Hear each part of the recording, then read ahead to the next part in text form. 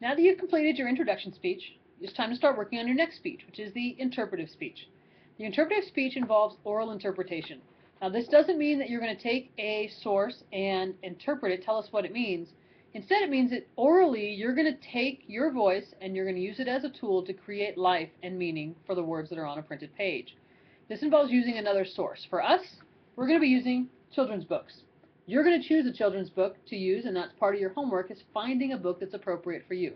I'm going to give you a couple of examples using my favorite, Alexander and the Terrible, Horrible, No Good, Very Bad Day. Now, if I were just reading this text to somebody, my voice would likely be flat, monotone, very little expression. I might just say, I went to sleep with gum in my mouth, and now there's gum in my hair, and when I got out of bed this morning, I tripped on the skateboard, and by mistake, I dropped my sweater in the sink while the water was running. Now, that doesn't sound very exciting, not very much life to it. There's not really any extra meaning or interest created by the way I used my voice. Instead, I can consider something like, I went to sleep with gum in my mouth, and now there's gum in my hair.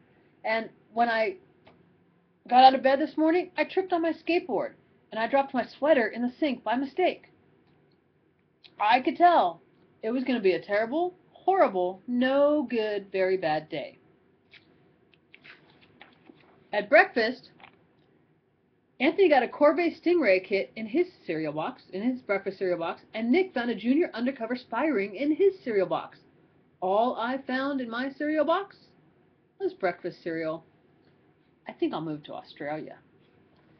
Now, hopefully, that's only a sample of the whole book, but hopefully adding voice and vocal expression will make a speech much more interesting to you and to your audience. And so that's what you're really aiming to do with this speech.